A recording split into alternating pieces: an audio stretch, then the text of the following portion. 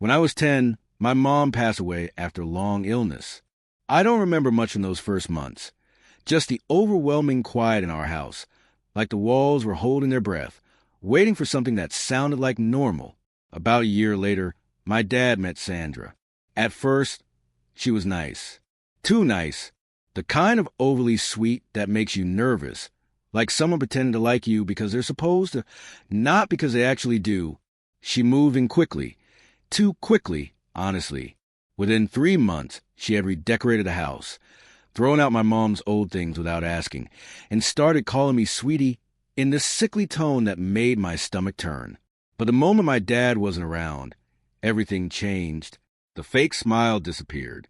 Her voice got sharp, cold, controlling. She never yelled. Sandra was too smart for that, but she'd make comments like, "Oh, honey, maybe you shouldn't wear that. It makes you look desperate." Or, "No wonder your dad's always tired. You're such a handful." She'd constantly compare me to her own daughter from a previous marriage, who lived with her dad. If only Chloe were here, she'd never talk back like that. I wasn't allowed to correct her when she lied to my dad. I wasn't even allowed to speak unless spoken to at dinner. He never saw it. Sandra was always perfect when he was home, loving, supportive, laughing at his jokes. And he ate it up like a starving man at a feast. By the time I turned 12, I realized my house wasn't mine anymore, and neither was my dad. It started small. My dad used to tuck me in every night, even when I was almost too old for it. Just a hand on my shoulder, a "good night, kiddo," and lights out. But then Sandra moved in, and that small comfort started disappearing. She'd always accidentally interrupt. "Oh, I didn't know you two were having a moment," she'd say, with that saccharine smile that never reached her eyes. Then she'd pull him away. "You know, she has to grow up sometime. Don't baby her." That night was the first I fell asleep staring at the ceiling. Tears soaked into my pillow, wondering what I had done wrong. But it didn't stop there. She began planting little seeds in my dad's mind. Subtle things. I'd say I finished my homework, and she'd find a worksheet I forgot. She once told him I cursed at her. Completely made it up. He looked so disappointed in me that day. I still remember the sting of it. How I cried in my room while Sandra stood outside my door on the phone with one of her friends, laughing. Over time, he stopped asking me how school was. He stopped noticing when I sat quietly at dinner. He stopped looking at me the way he used to. Sandra became the center of everything. She got him into yoga, then into juice cleanses, then into selling off half the furniture and redoing the whole living room in this cold modern style that made the house feel like a hotel lobby. Every time I said I missed how it used to be, she'd sigh dramatically and say, "Well, you're not the only one living here anymore." I wasn't even allowed to keep a framed photo of my mom in the living room. Sandra said it made her uncomfortable. My dad agreed. I started to feel like a ghost in my own home, a background character in someone else's show. And Sandra? She was a star. She always made sure of that. And somewhere along the way, I started to wonder if my dad even remembered who I really was, or if he even wanted to. I was turning 16. Sweet 16. Supposed to be special, right? My mom always said it was a big deal. We used to talk about how we'd celebrate when I hit that milestone. Of course, she passed away before that ever happened. But I thought maybe my dad would remember. I thought maybe, just maybe, he'd try to honor that memory with me. He didn't. Sandra planned everything. She didn't ask what I wanted. Didn't ask who I wanted to invite. She just said, "Don't worry, I've got it all under control." And my dad? He nodded like she was doing me some kind of huge favor. She threw this garden party in our backyard. It was all her friends, her decorations, her idea of a tasteful, mature gathering. No music I liked. No friends I actually hung out with. Just her co-workers' kids who didn't even know my name. The cake? Gluten-free lemon lavender. I hate lemon. She knows that. The worst part? She gave a speech. She raised her glass and said, "I know I haven't been in this girl's life for long, but I think of her as the daughter I never had. She's lucky to have us. And we're lucky to have her." Everyone clapped. My dad teared up, and I stood there, trying not to scream, because it wasn't her day. It was mine, because she never acted like a mother when no one was looking, only when there was an audience. Later that night, when everyone left, I told her quietly that wasn't the party I wanted. She tilted her head like she was confused. Oh, honey, it wasn't supposed to be what you wanted. It was supposed to be what you needed. I never hated her more than I did in that moment. And my dad, he said nothing. Just started picking up plastic cups from the lawn like a damn robot. That was the night something inside me shifted. I realized Sandra didn't want to be my stepmother. She wanted to erase me and replace me with her version of who I should be. And I wasn't going to let her. Not anymore. I came home from school one day and noticed something off. The house was too quiet, and there was this weird smell, fresh paint mixed with floral air freshener. That's when I walked into my room and froze. Everything was different. The deep blue walls I had since I was 10, painted over in a light beige that looked like a hospital waiting room. My posters, music, movies, memories, torn down. My bedding, gone. My bookshelf, rearranged. In its place were white curtains, a pink comforter I'd never seen before, and a stupid decorative pillow that said live, laugh, love. It felt like I had walked into a stranger's room. Surprise, Sandra said from behind me, holding a glass of rose. Isn't it so much brighter now? It was time for a little update, sweetie. I didn't say anything. I couldn't. My throat felt like it had closed up. She kept going, like she was proud of herself. I even got rid of that old desk. It was falling apart. And those posters, ugh, they were such an eyesore. I turned to her, and I must have looked like I was about to cry, because she narrowed her eyes and said, "Oh, don't be so dramatic. It's not like you own the house." That was the moment it hit me. She didn't just dislike me. She wanted to control me, to mold me into whatever version of a daughter fit her lifestyle. I asked her where my stuff was. My books, my sketch pad, my childhood blanket. She said, "I boxed it all up. Your dad put it in the attic. If you really need anything, go dig it out." I went to the attic that night.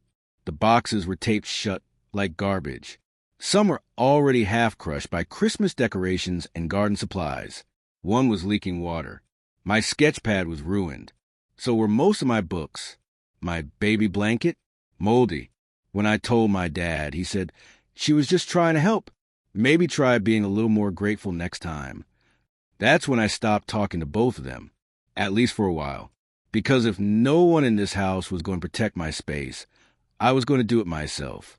After months of begging, my dad finally agreed to let me see a therapist. I needed it. Between Sandra's emotional landmines and Dad's refusal to grow a backbone, I was suffocating. At first, therapy was helping. It was the one place I felt heard. Safe. But of course, Sandra couldn't stand that. She hated that someone might believe my version of things.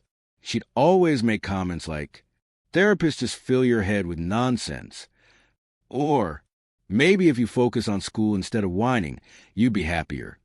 Then one day, I came home from school and got a call. It was my therapist's office.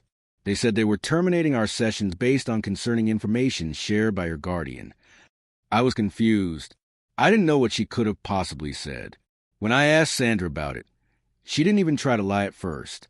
"Oh, you mean how I told them you were making things up for attention?" "Yeah, I did. You were wasting their time and ours." I just stared at her. "You lied about me being unstable?" I asked. She sipped her wine like it was a joke. I told them what they needed to hear. "You're not a trauma victim. You're just spoiled. And frankly, it's time someone stopped indulging your little pity parties." I was so furious I couldn't speak. I locked myself in the bathroom and cried until my eyes burned. That therapist was the only adult I could trust, and she ripped that away just to stay in control. Later, when I begged my dad to believe me, to at least ask the therapist what happened, he looked at the floor and muttered, "Sandra said you were twisting things." I don't know who to believe anymore. That broke something in me. He chose her. Again. That night, I realized I wasn't just a stepdaughter in a toxic house. I was a prisoner of two people who wanted me to shrink until I disappeared. But I wasn't going to disappear. I was going to survive. And when I got out, I'd burn the memory of that house behind me. I wish I could say Sandra's worst crime was emotional manipulation. But no, she wanted full control. Not just over the house, but my reputation, my future. It started when I got a spot on the student council. It was a big deal. Only 5 students were picked, and I had worked so hard for it, volunteering, organizing events, helping teachers, staying after school. Sandra? She wasn't impressed. She rolled her eyes and said, "Oh, student council. Cute. As if that matters in the real world." I ignored her because, honestly, I was done giving her energy. But then someone sent an anonymous email to the school principal. The email claimed I was bullying another student, harassing them, threatening them, spreading rumors. They even attached fake screenshots of texts I didn't write. I was called into the office. The principal looked grave. I was in shock. I swore I didn't do it. I begged them to verify the number, compare it with mine. They said they'd look into it. But in the meantime, I was suspended from student council and warned that further action could include expulsion. That night, I was a mess. I couldn't eat, couldn't sleep. And then, while getting a towel from the laundry room, I saw something that made my blood go cold. Sandra's tablet was open on the counter, and on the screen, the same fake text messages. They were in the editing app. She hadn't even closed it. She made the screenshots. She framed me. I took a picture with my phone as proof. When I confronted her, she laughed. Actually laughed. "You shouldn't have gone snooping. Besides, I'm just teaching you a lesson. Actions have consequences." I was shaking. I showed my dad the proof, thinking, hoping this would finally be it, that he'd see what she was capable of. He said, "You probably misunderstood. Maybe she was checking into the rumor to help you." I nearly screamed. I ended up sending the proof to the school. They cleared my name. I was reinstated. But the damage was done. People whispered.